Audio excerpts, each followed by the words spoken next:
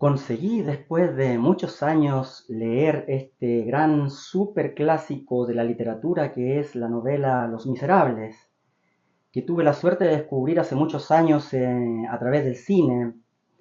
Y bueno, un placer, ¿sí? Una gran lectura ahí en esta edición maravillosa, ¿sí? Un tratado de más de 1500 páginas, una lectura de meses de esta historia apasionante, entretenida, que tenía ganas de leer hace mucho tiempo, a pesar de que ya conocía los personajes, ya conocía algunas versiones, y así que bueno, fue un súper descubrimiento. La historia ya muchos de ustedes ya la conocerán porque está en el canon literario, es una historia de la que se habla mucho. Cuenta la penosa vida de Jean Valjean, un hombre muy pobre que se ve obligado por las circunstancias a robar comida, y la justicia le da una pena excesiva, lo condena a varios años de trabajos forzados en las galeras, y ahí él, bueno, como ser humano se embrutece. Una vez que sale, se le cierran todas las puertas, él es víctima de discriminación por el hecho de ser un ex detenido. En ninguna parte le querían dar alojamiento porque se ve obligado ahí para buscar suerte y hacer trabajos ocasionales ahí, a recorrer Francia, los poblados, ahí de poblado en poblado, de lugar en lugar, durmiendo en la calle, durmiendo en el campo, y no lo recibían en ningún lugar, lo discriminaban mucho, le cerraban todas las puertas. Si quería pagar una comida con lo poco que ganaba, no le permitían entrar a ningún restaurante, a ninguna hospedería. Y un día llega a la casa de un padre que lo recibe, le hace comer con él, le da un cuarto y una cama confortable, lo trata de manera auténticamente cristiana. Aún así, Jean Valjean siente la sensación de robar a este padre y huye. Al otro día llega la policía con Jean Valjean y le pregunta al padre si ese, para que reconozca, le pide al padre que reconozca si este es el bandido que había robado. Y él dice, ¿qué? ¿Cuál bandido? Él es mi invitado, yo le di esas cosas, yo le regalé esas cosas, así que déjenlo tranquilo. Con ese gesto, eh, que este hombre no estaba acostumbrado, con este gesto algo lo toca a Jean Valjean y tiene un proceso de redención, de perfección ética, que lo toca mucho y tiene una transformación espiritual. Pasa el tiempo y es obligado a, a refugiarse en otra ciudad con una identidad falsa, solo que consigue hacer fortuna, porque monta una pequeña industria de artesanía en vidrio y acaba dándole trabajo a toda la ciudad. Y el hombre se convierte en alguien reconocido, respetable, bajo la identidad del señor Madeleine, un hombre reconocido por la comunidad y respetado, y que además mantenía económicamente esa comunidad. Solo que a ese mismo lugar llega el segundo personaje de esta historia, ¿cierto? Que es viene a ser como el antagonista, que es el inspector Javert, un policía con un sentido del deber y un sentido de una misión para limpiar la sociedad del crimen, estrictamente a las leyes, sin pensar en ningún matiz, ¿sí? Un hombre muy complejo y con mucho talento para investigar. Y este señor ve que este industrial tan reconocido, tan respetado, parece que en la memoria de él parece que vio que era un ex detenido que había visto en otro lugar y comienza a investigarlo. Jean Valjean se da cuenta de esto y ahí hay un juego de esconderse, de disimular, de disfrazarse. Y, la trama avanza y paralelamente llega a la ciudad Fantine, una mujer que viene de París y que la había abandonado su pareja con una hija. Como en aquel tiempo estamos hablando del año 1815, en la Francia de aquella época, ser madre soltera era un pecado mortal. Entonces, para poder conseguir trabajo, ella se ve obligada a dejar su hija con una familia a cambio de que ella le mandase mensualmente una cantidad de dinero convenida. Solo que era una familia de sinvergüenzas que explota a la niña, le mandaba dinero y ese dinero no la alimentaban bien, no la vestían bien, la explotaban. ¿Mm? Y se lo quedaban para ella y le exigían más. La mujer, Fantina, ahí confiada de que esa familia estaba cuidando de su pequeña, de su hija. Eh, Entra a trabajar a la misma fábrica de Jean Valjean, que es sobre la máscara del señor Madeleine, y es despedida. Porque descubren ahí, con los chismes del pueblo y de la ciudad, descubren que es madre soltera. Entonces, por un precepto moralista, la despiden y se ve obligada a prostituirse. Se enferma entre medio y en eso estaba cuando el inspector Javert la encuentra en la calle y comete con ella una arbitrariedad, un acto de abuso de poder y la detiene. Ella, por favor, no me detenga, necesito cuidar a mi hija, enviar el dinero para, si no mi hija no la van a cuidar más, se va. Y él, no, nada, no me interesa. Y ahí Jean Valjean la salva, la saca de la prisión, ¿m? Aprovechándose que era un hombre con poses, ¿no? Con una cierta situación, con riquezas y con prestigio, la salva y le promete que va a recuperar a su hija y que la va a ayudar. ¿M? Este hombre había tomado como una misión especial hacer el bien. Mantenía muchas instituciones de caridad entre medio. Él sentía que tenía esa misión después de haber sido en otro tiempo un infractor de la ley, entonces él sentía que tenía esa misión, además tenía una cosa, había pasado por una conversión mística a raíz del ejemplo del padre que lo acogió. Entonces rescata a la hija, pero ella, Fantine, ya la madre se estaba muriendo. Entonces, y paralelamente Javert consigue descubrir que realmente este señor Madeleine, el respetado industrial, era el ex detenido, ex preso Jean Valjean. Y se convierte en fugitivo, consigue rescatar a la niña, que es Cosette, ya la madre había muerto ya, y se convierten los dos en prófugos. Pasan por muchas aventuras ahí porque el inspector Javert estaba obsesionado por cazar a este hombre y acaban refugiándose en un convento. La niña crece ahí y salen ya de ese convento con la niña ya adolescente, ya mujer ya. El señor adopta otra identidad y bueno, pasan varias cosas, no quiero contar toda la historia, que es una, me imagino que los que tengan interés, me atrevo a hacer el spoiler por el hecho de ser una historia clásica ya ultra comentada, pero resumiendo, consiguen salir ahí, consiguen respirar un poco, pasan varios años prófugos, consiguen respirar ahí sobre otra fallada y entre medio ahí aparece otro personaje que es Marius. Marius, un joven que se enamora de Cosette, los dos se enamoran, la verdad, y viven un idilio. Y planean huir porque, bueno, Jean Valjean ahí con su hija adoptiva, que le había tomado cariño de hija y ella le había tomado el cariño de padre, que eran los dos desamparados, los dos sufridos, ¿no? Una siendo una niña con explotación explotada, abusada, de abuso infantil, víctima de abuso infantil por esta familia de inescrupulosos, y Jean Valjean juzgado con demasiada severidad por la justicia y por la sociedad solamente por haber robado comida. O sea, los dos habían sido golpeados, entonces los dos como que tomaron el amor de madre de madre, perdón, de padre e hija adoptiva. Él adopta a Cosette, ¿cierto? Como su hija y ahí es una historia de amor entre ellos, ¿no?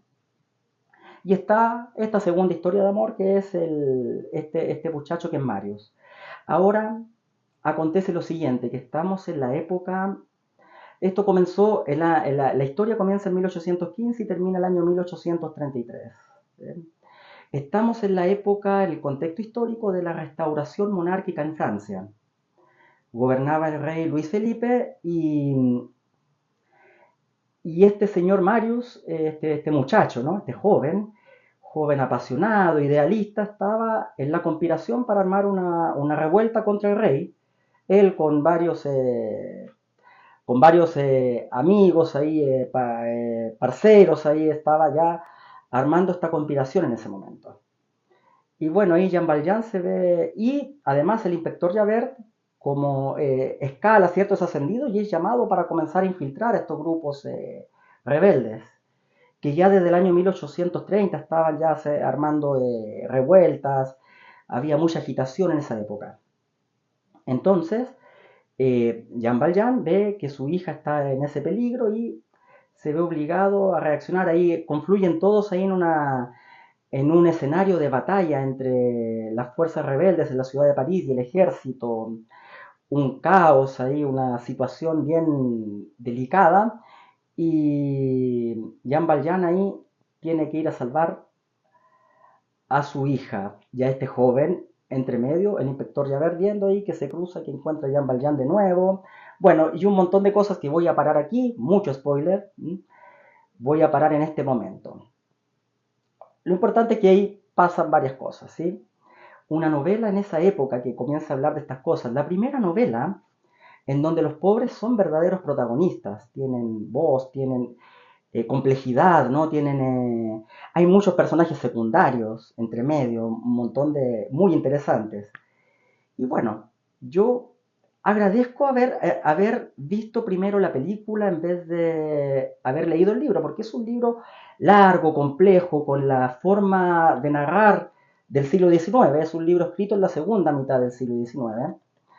Así que tuve la suerte de haber entrado en contacto a través de una película, a través de este super filme, una de las tantas entregas, de las tantas adaptaciones que se han hecho al cine de Los Miserables, donde Jean Valjean es personificado por este super actor, Liam Neeson, y Javert es personificado por Jeffrey Rush, aquel otro monstruo de la actuación, protagonista de Claroscuro, entre otras películas. Eh, Uma Thurman hace de Fantine, la madre de Cosette. ¿Eh? Una película que recomiendo totalmente, que me hizo entrar en contacto por primera vez con esta historia y me entusiasmó y quise saber más. Y bueno, hace unos 20 años vi esta película y después ahí vi con el libro. También me emocioné mucho con la historia a través de la serie francesa, una de las series francesas, aquí con otro super elenco donde Jean Valjean es encarnado por este otro super actor que es Gerard Depardieu, dispensa presentaciones, y Javert es encarnado por John Malkovich. ¿Mm? La serie francesa, yo se las recomiendo también, la serie y la película, extraordinarias. ¿Sí?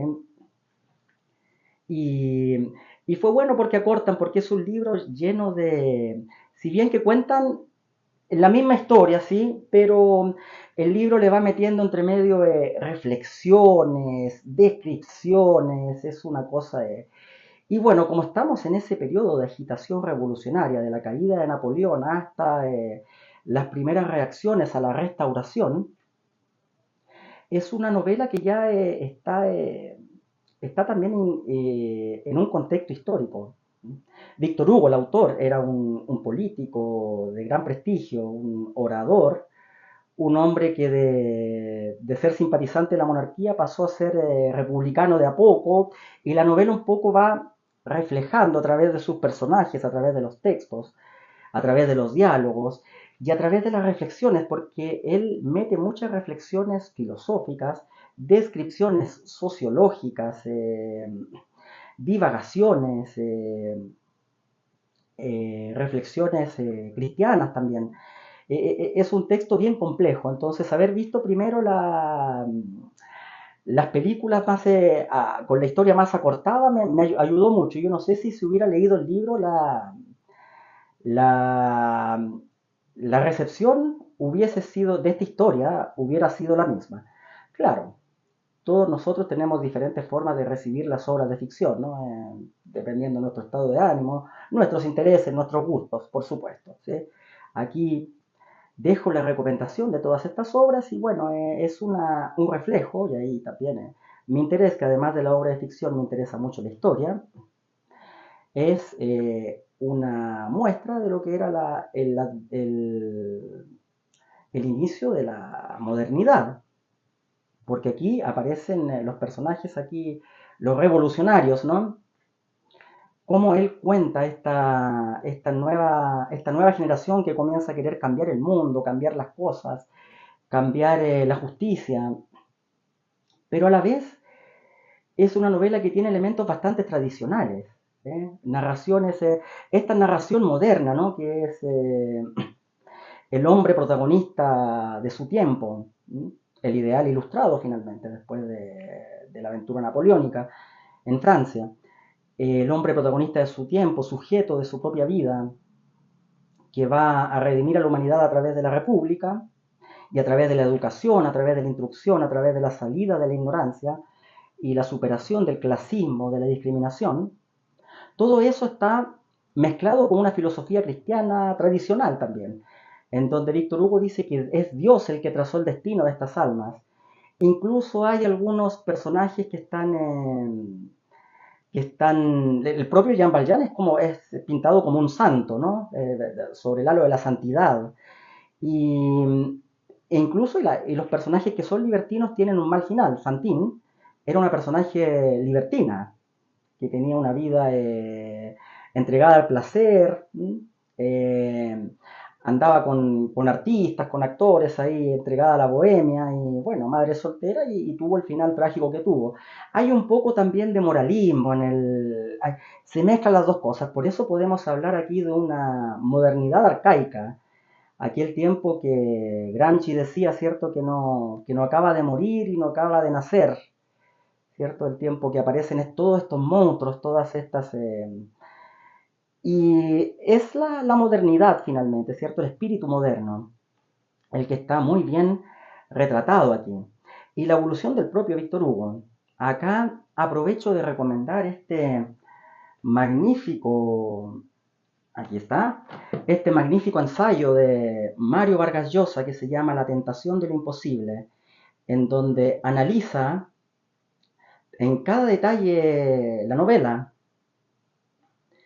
Aquí, y dice efectivamente que la novela también, en todos los años que se demoró en escribir, es la evolución del propio Víctor Hugo, de un moralista conservador a un republicano. Recomiendo mucho también un súper ensayo del premio Nobel peruano. Dejo aquí la recomendación.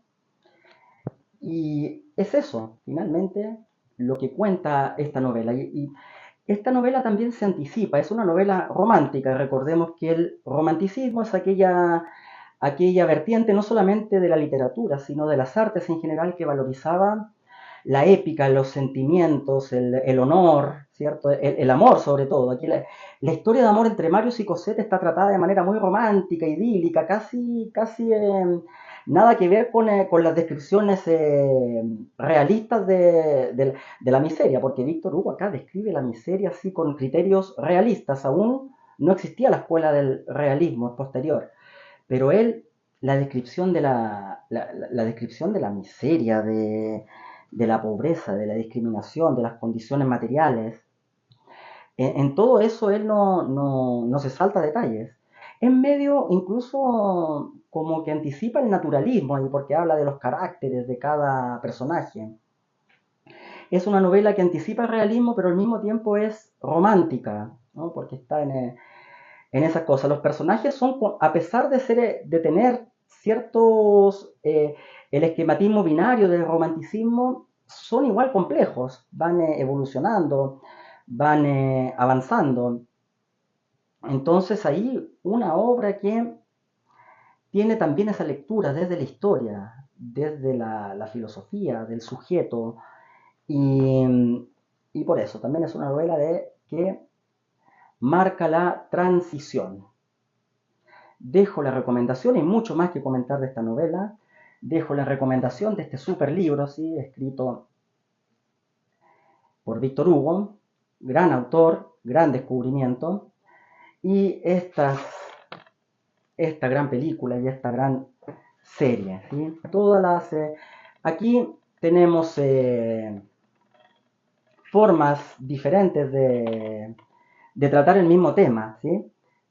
El libro se centra en algunas cosas que no aborda la serie ni la película. La serie, por ejemplo, la serie francesa, explora un tema que no está en el libro, que está en el libro insinuado, que es, por ejemplo, que Jean Valjean tendría una pasión reprimida por Cosetta y tendría una atracción sexual por la hijastra, por la hija adoptiva. eh, que en el libro no, en un parrafito, en un libro se sugiere, ¿no? Porque es la escritura de esa época. Muy interesante esa lectura también.